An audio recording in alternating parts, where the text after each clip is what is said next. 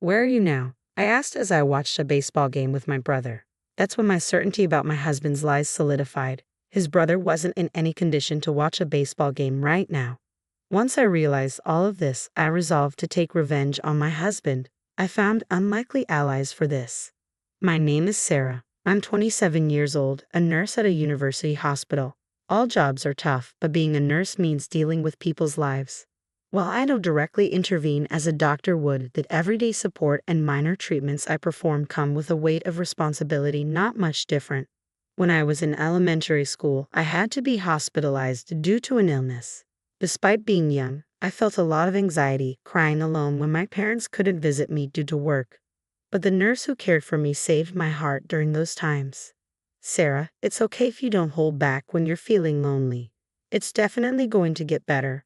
Let's hang in there a little longer," she'd encourage me every day. Thanks to her, I overcame the hardships of my hospital stay. After being discharged, I admired her and decided to become a nurse. I studied hard to achieve my dream, and now it's been 5 years since I've become a nurse. The job is certainly challenging, but every time I see a patient smile, I genuinely feel glad to be doing this work. I'm fortunate to have my current job, and one of the reasons is my husband, Bob, whom I married a year ago. I first met Bob at a party, and once we started talking, we found out we had a lot in common.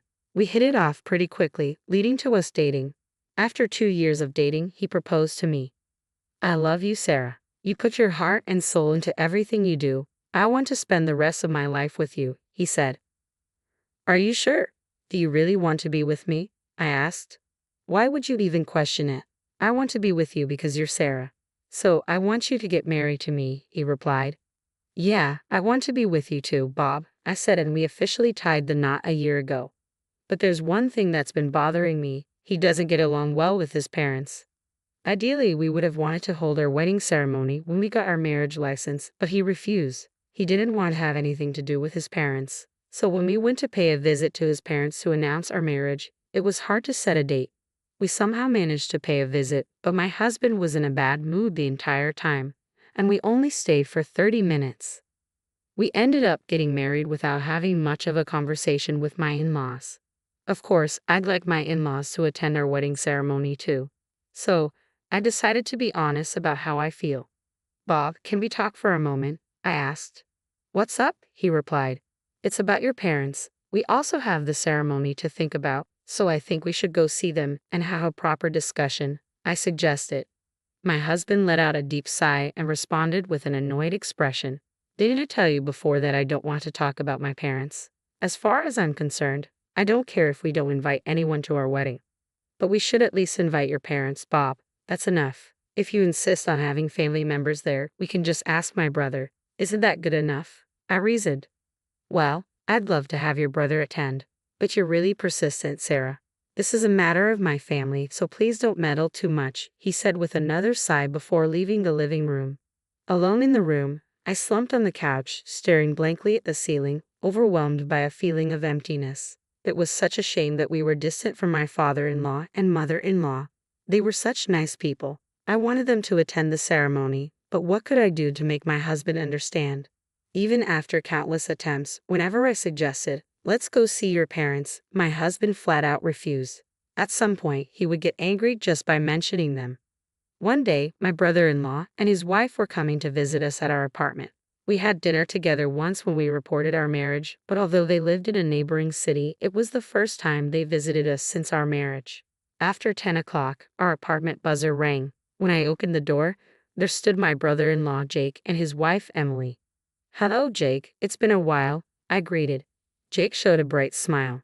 "Hey, Sarah. Long time no see. I apologize for dropping by unexpectedly. Hope you don't mind." "Oh, not at all. Bob is waiting inside. Please come in," I replied. "Awesome, thanks." "Well, here I come," said Jake, following me inside. Emily took off her shoes and called out a greeting, but there was no response from her.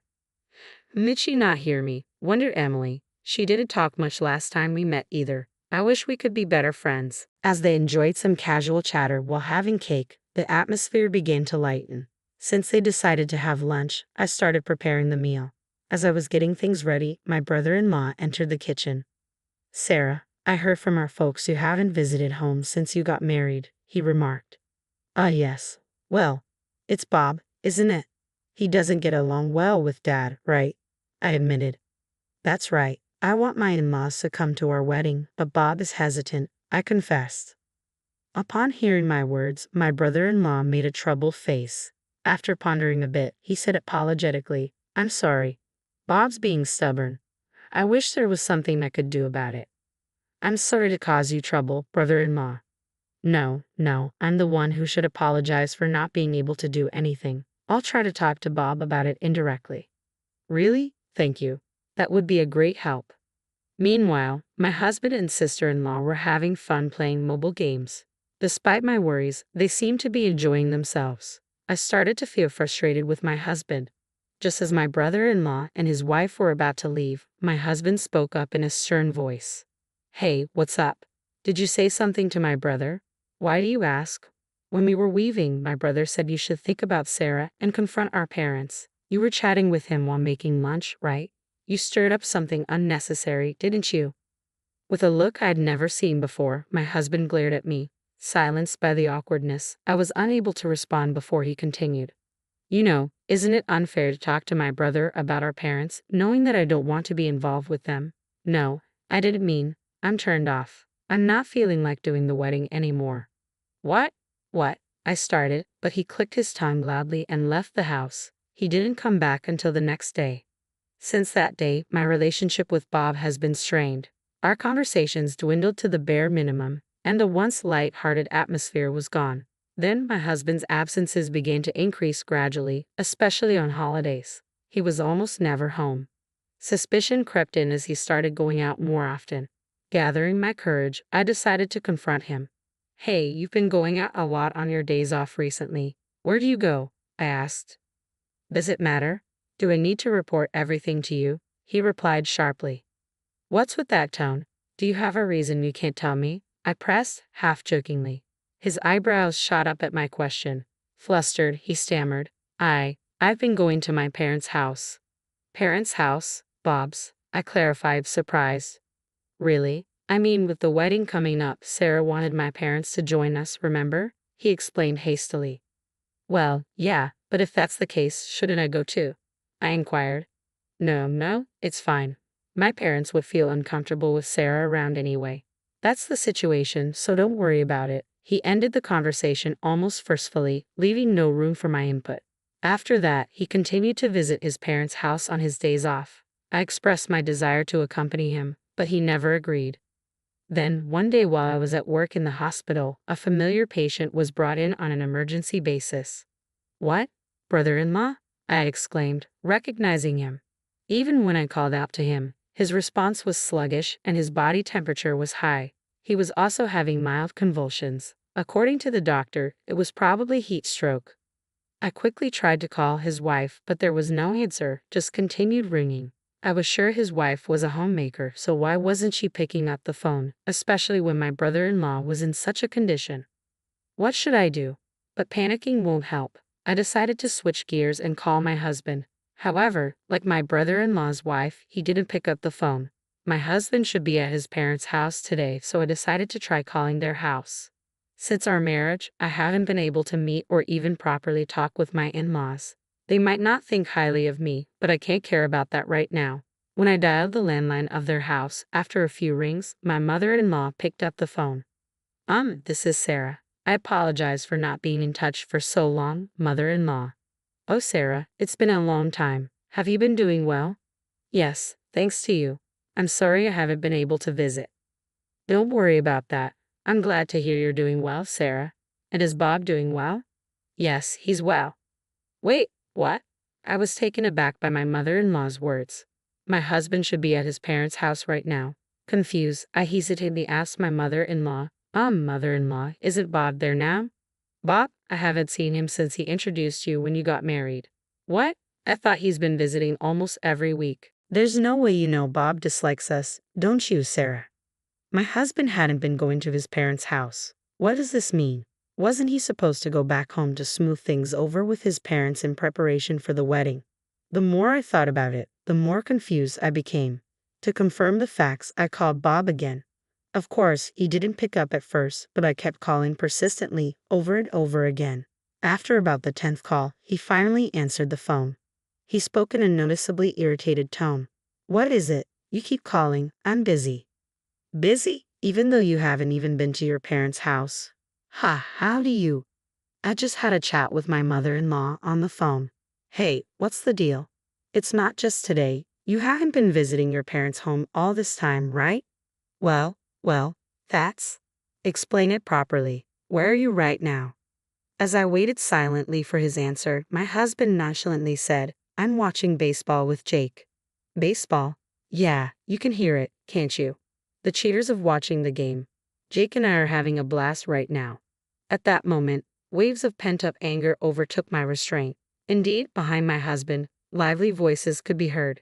Judging from the sounds, it seemed true that they were at a baseball game. But that's not the issue.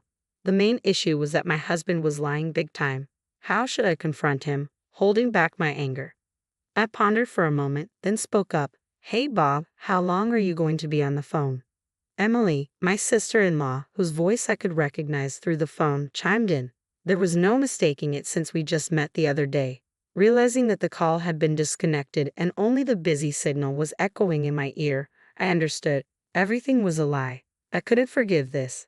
At this rate, I'll corner him by any means necessary. With a newfound resolve, I headed to Jake's place. Fortunately, his condition had already stabilized and he was sleeping soundly. Just as I was about to leave the room, opening the door, a voice came from behind me. Sarah? Oh, Jake, are you okay? I asked. Yeah, I'm fine. It was a heat stroke, huh? I was feeling sluggish, but I was so busy that I didn't have time to hydrate. Please be careful. I was really surprised when you were brought in. Ha, sorry. So why are you here, Sarah?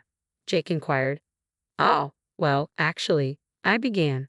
I informed Jake that my husband might be with Emily at the moment. Instead of being surprised, Jake smirked. I see you've noticed Sarah. By the way you're saying it, Jake, did you know about this all along? I asked. Yeah, well, I found out about a month ago, and I just started gathering evidence. But I've got more than enough evidence now, so don't worry, Jake reassured me. I see. I'm sorry. I didn't know anything, Jake admitted. No, it's okay. I was waiting for the right timing to tell you because I thought it would be too harsh on you. Though it turned out this way, I feel like I can finally move on. I replied weakly, though I felt an immense dislike for the two who made Jake and me feel this way. Jake laughed weakly, but he seemed somewhat lonely. At the same time, I waited for my brother-in-law's recovery, and then we headed to his parents' house together. Upon explaining the sequence of events to my in-laws, they were momentarily at a loss for words. After learning the truth, with apologetic looks, they began to apologize. Sarah, we're sorry for our foolish son's affair. We never expected this to happen, they said. Please don't apologize. I'm okay, I assured them. But right, honey? Yes, apologies won't fix this. We're truly sorry, my husband's father added. It's okay. Instead, would you lend me and your son a little help? I proposed to my in-laws. My brother-in-law and I each made simultaneous calls to his wife and my husband. Perhaps surprised to be called at the same time, Emily and my husband picked up the phone immediately. Hello? Sarah, what's up? What do you mean, what's up? You're with Emily right now, aren't you? I confronted my husband. What are you talking about? Why would I be with my brother's wife? He replied, but I heard Emily's voice in the background. When I called earlier and your brother knows everything, we've got concrete evidence of the affair, I asserted, my anger boiling over. Despite the evidence, my husband kept spouting nonsense, claiming it was a misunderstanding and he just happened to run into her. I was fed up with his lack of remorse and his constant prioritization of self-preservation, even at this point. Out of sheer anger and feeling betrayed, I raised my voice. Shut up. Misunderstanding. What are you saying?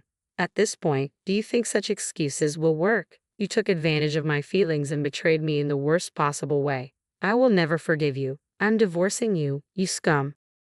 Wait, I didn't intend a divorce. What? How dare you say that after cheating on me? Just so you know, I have no intention of getting back with you or that woman. I hope you both go to hell. Your parents won't help you anymore. Suffer for the rest of your life, regretting what you've done, you piece of trash. Without waiting for his response, I hung up. Shortly after, my brother-in-law and I went to the city office to get divorce papers. Eventually, my husband and I divorced amicably. Initially reluctant, he finally signed the divorce papers after being persuaded by his parents. Of course, my brother-in-law's divorce was also finalized.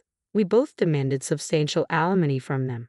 Later, I found out that my ex-husband had been involved with my brother-in-law's wife for quite some time. Apparently, he was meeting her during lunch breaks and after work, and their affair was exposed at the worst possible time by their coworkers. As a result, his reputation at work plummeted. Unable to withstand the judgment from his colleagues, he eventually quit his job after repeated absences. My brother-in-law's wife, who was a stay-at-home wife, also had her life turned upside down. She lived with my ex-husband for a while after the divorce, but as their financial situation worsened, their arguments increased, and they broke up within a few months. For a while, she won't be able to live a decent life. On my end, surprisingly, I've been getting by day to day without much fuss. Right after my divorce, I moved to an apartment near work, living the carefree life. I still keep in regular contact with my brother-in-law and my ex-in-laws. Where I am today is thanks to them. They will always be important people to me, and that will never change. I'll make sure to live in a way that won't bring shame to them. I'll prove that I can be happy on my own. That's the solemn promise I made to myself.